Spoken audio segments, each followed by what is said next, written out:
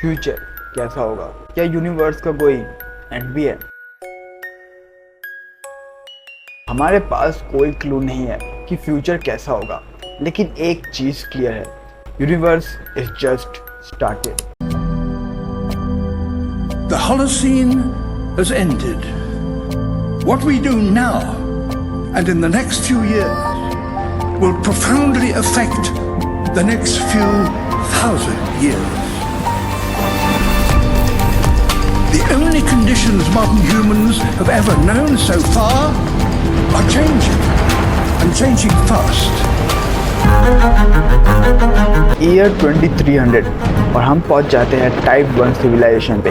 Year 5500 humanity type 2 civilization को भी पीछे छोड़ देती है। Year 7800 finally humanity type 3 civilization तक पहुंच जाती है। अब ह्यूमंस का पूरे गैलेक्सी में कंट्रोल, लेकिन टेक्नोलॉजी और समय यहाँ पे भी नहीं रुकता और ह्यूमैनिटी मिलती है अपने फाइनल डेस्टिनेशन से टाइप 7 सिविलाइजेशन, मतलब मल्टीपल गैलेक्सीज में कंट्रोल। ईयर 5 बिलियन सन अपनी आखिरी रोशनी भेजता है अर्थ पे। इस समय तक सन अपने हाइड्रोजन बर्न करने लगता है और चेंज होता है हीलियम। न्यूक्लियर फ्यूजन का प्रोसेस शुरू होता है और इसी के साथ ये जायंट आग हमेशा के लिए बुझ जाती है। अगले ही पल हमारा सन व्हाइट डॉर्फ बन चुका था। इसके साथ ही यूनिवर्स का टेम्परेचर भी तेजी से नीचे गिरने लगता है, लगभग -270 सेल्सियस। सिमिलरली बाकी स्टार्स के साथ भी होता है और वो भी व्हाइट डॉर्फ बनने लगता है और ये प्रोसेस चलता है फॉर अप्रॉक्स 1000 ट्रिलियन ईयर्स तक। इस समय तक नए स्टार्स का जन्म होना बंद हो चुका था और लास्ट रिमेनिंग स्टार अपने फाइनल फेट से मिलते हैं एज अ ब्लैक डॉर्फ और पूरा ब्रह्मांड एक अनंत नींद में चला जाता है। बेस्ट टाइम लाइफ के एग्जिस्टेंस का 1 मिलियन ट्रिलियन साल पहले था, लेकिन second best time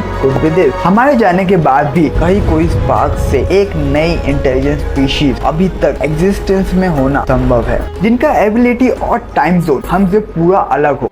Even if our life dies out, one could imagine at some time arbitrarily far in the future, a fluctuation occurs which allows intelligent life to exist again for a little while. So you might have islands in time of intelligence. और अब universe में black holes का राज है। Black holes यहाँ पे as a building block काम करते हैं। इसी के साथ इस एरा को नाम दिया जाता है the black hole era.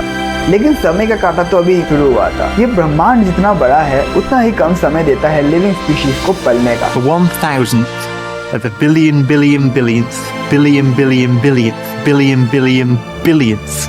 of a percent. और मैक्सिमम समय ये ब्रह्मांड बिताता है इस डार्क डीप वॉइड में। इसलिए कहा जाता है कि सुपर पावर टेक्नोलॉजी या फिर एआई नहीं, zombie galaxies and dead stars हमको फ्यूचर की तरफ ले जाएगी। In some ways, it's kind of a ghost universe. It's the corpses, the zombie stars, that will take us into the future. हर चीज जिसकी एक शुरुआत है उसका एक अंत भी है, even black holes. The forsaken particle appears to be radiation emitted by the black hole. And so, black holes are not eternal. They evaporate away at an increasing rate until they vanish in a gigantic explosion. Universe की 70% energy empty space में है in the form of dark matter. Current report के हिसाब से अगर dark matter ऐसा ही grow करता रहा तो हमारा यूनिवर्स ग्रो करता रहेगा हमेशा के लिए। 70% of the energy of the universe resides in empty space, and we don't understand why. But we do know what will happen if that energy continues to be there. The universe will become cold and dark and empty. Scientist का ये strongly मानना है कि हमारे universe को छोड़ के भी मल्टीपल यूनिवर्सेस हो सकते हैं जिनके पास different rule and laws of physics हो या फिर डिफरेंट एंड पावरफुल गॉड्स। देखो, मैंने विभिन्न ब्रह्मांडों के ब्रह्माओं को यहाँ आमंत्रित किया ताकि तुम्हें अपने विषय में भी सत्य का ज्ञान हो जाए। इन सहस्त्र ब्रह्मांडों में तुम केवल एक के रचयिता हो। इससे बड़े ब्रह्मांडों में तुमसे कहीं अधिक शक्तिशाली ब्रह्मा भी है। वास्तव में सत्य तुम्हारी कल्पना से कहीं बड़ा और जटिल भी हो सकता है।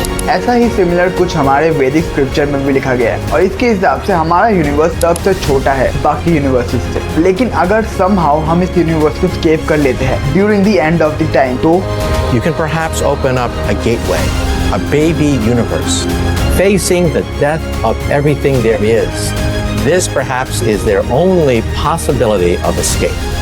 लेकिन अगर हम इस यूनिवर्स को स्केप नहीं कर पाते हैं during the end of the time तो हमारे यूनिवर्स की एंट्रोपी बढ़ती रहेगी और डिस्ट्रॉय कर देगी यूनिवर्स के last super massive black hole. और ये आखिरी समय होगा जब हमारा यूनिवर्स लाइट को देखेगा। इसके बाद भी एंट्रोपी इंक्रीज होती रहेगी until last remaining proton same energy में ना पहुंच जाए, दैट इज एब्सोल्यूट जीरो। ये समय होगा जब हमारा समय मीनिंगलेस बन जाएगा और हमारा यूनिवर्स एक सेम स्टेट में चला जाएगा हमेशा के लिए। And there'll be no more new stars created, and so that the universe will end not with a bang, but with a whimper, and not in fire, but in ice.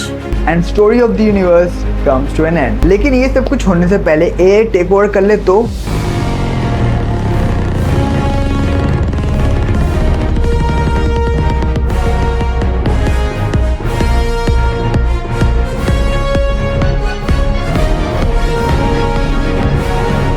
AI की dark reality जानने के लिए ऊपर वाली video और G20 की history जानने के लिए नीचे वाली वीडियो। तब तक के लिए स्टे क्यूरियस।